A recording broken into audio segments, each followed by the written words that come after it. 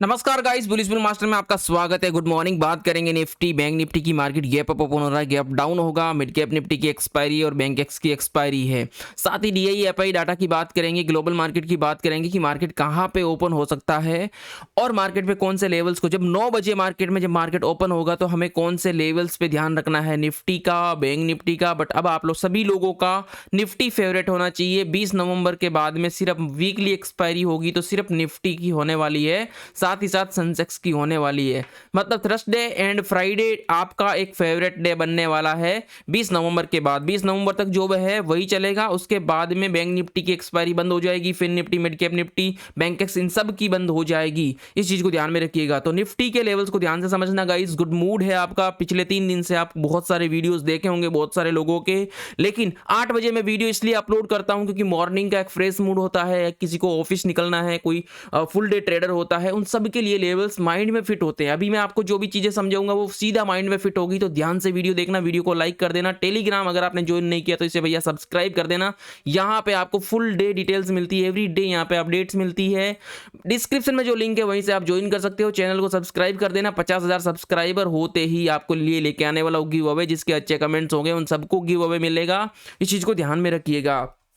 So guys चलते हैं। सबसे पहले हम एफआईआई डीआई डाटा के देखते हैं। डीआई और एफआईआई का, डीआई एवरी डे बाइंग करके जा रही है। डीआई 3,730 करोड़ की बाइंग थी यहाँ पे। एफआईआई की अगर मैं बात करता हूँ तो एफआईआई ने अगेन सेलिंग की है, मतलब प्लस माइनस करता हूँ तो 500 करोड़ का यहाँ पे नेगेटिविटी सेलिंग ही दिखाई देती, मतलब हल्का सा साइडवेज, फुल्ली साइडवेज नहीं, बहुत ज्यादा साइडवेज यहाँ पे नेगेटिव दिखाई दे रहा है, साइडवेज नेगेटिव। ग्लोबल मार्केट की बात करता हूँ तो डाउ फ्यूचर्स जो भी चल रहा है वो भी नेगेटिव चल रहा है, 30 पॉइंट के आसपास। 30 पॉइंट के आसपास डाउ फ्यूचर्स नेगेटिव चल रहा है। यूरोपियन मार्केट की जो तो क्लोजिंग है फ्राइडे की, और गिफ्ट निफ्टी जो चल रहा है गाइस, ये देखो, ये तो पूरा 4 पॉइंट के आसपास माइनस चल रहा है, मतलब 25,068 के आसपास। मतलब निफ्टी अभी अपना है 24,970 के आसपास।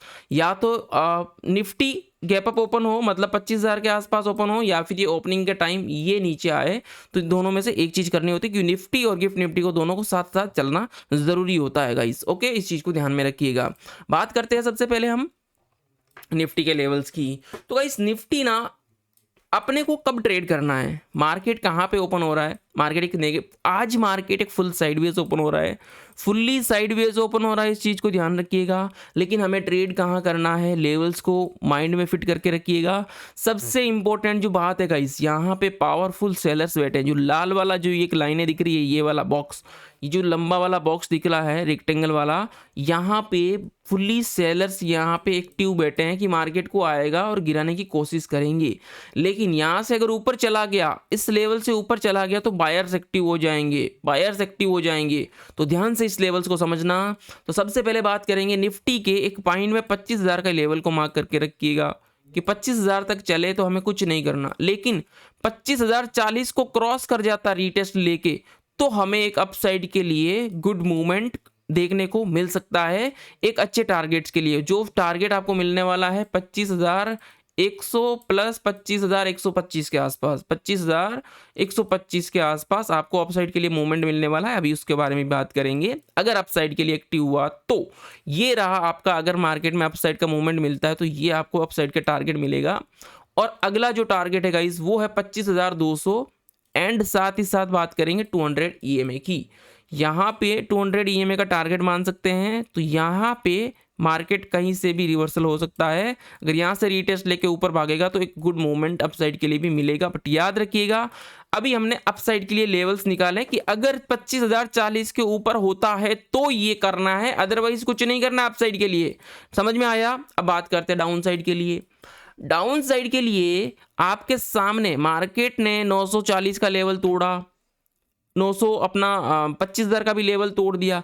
कहीं ना कहीं 24,920 का एक सपोर्ट मान रहा है मार्केट। 920 का ये देखो, यहाँ पे भी देखो, यहाँ पे भी देखो, कहीं ना कहीं सपोर्ट मान रहा है। तो यहाँ पे इंपॉर्टेंट चीज ये है कि जब तक आपकी यहाँ पे, जब तक गाइस आपकी यहाँ पे कैंडल क्लोज नहीं होती है, बाहर की तरफ कैंडल चाहिए आपको, तभी यहाँ पर डाउन साइड के लिए प्लान करोगे। अदरवाइज भैया इस बॉक्स के बीच में सिर्फ एंड सिर्फ करोगे तो स्कैल्पिंग कि भाई यहाँ पे आ गया तो अप साइड के लिए घूम गया तो 25,000 के टारगेट पे जाओ, 25,000 को तोड़ नहीं पाया, रिवर्सल आ गया तो ये 24,920 के लिए सपोर्ट पे जाओ। मतलब इस डब्बे के बीच के अंदर ही आप रिवर्सल ट्रेडर प्लान कर सकते हो कि अब चला गया छोटे लेवल्स पे।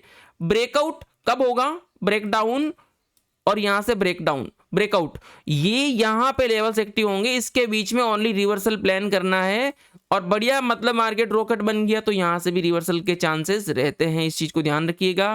बट अब याद रखिएगा गाइस, जो यहां पे जैसे कि सेलर दिख रहे थे ना यहाँ पे, अब यहां पे एक सपोर्ट पे बायर्स दिख रहे हैं, कहां पे 24,800 और 24,700 के बीच में, मतलब ये 100 पॉइंट की रेंज के अंदर फुल्ली बायर्स एक्टिव है कि भाई मार्केट यहाँ पे आया और फटाक से इसको ऊपर लेके जाने की कोशिश करेंगे।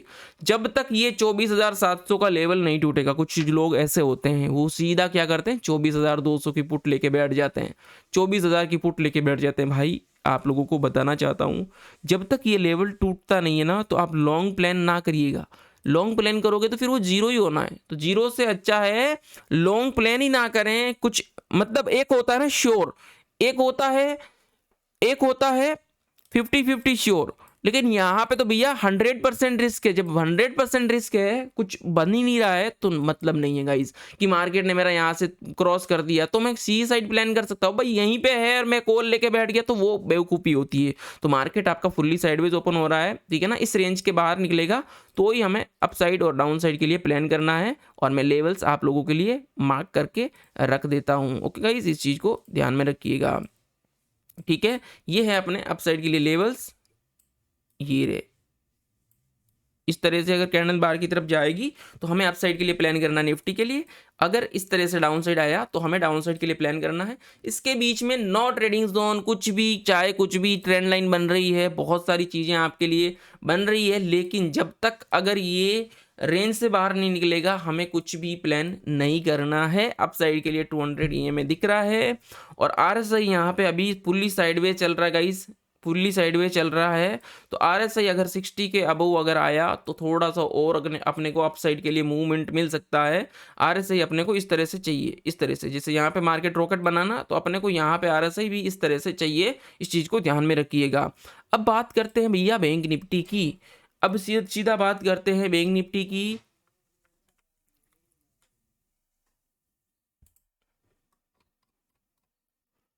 बैंक निफ्टी की अगर मैं बात करता हूँ गाइस, तो बैंक निफ्टी का भी यही हाल है। जैसे कि बैंक निफ्टी अगर आप देखेंगे तो बैंक निफ्टी का एक पावरफुल जो सपोर्ट नज़र आ रहा है वो है गाइस 51,000 और 51,100 का। ये जब तक तोड़ेगा नहीं हमें डाउन साइड के लिए प्लान नहीं करना है।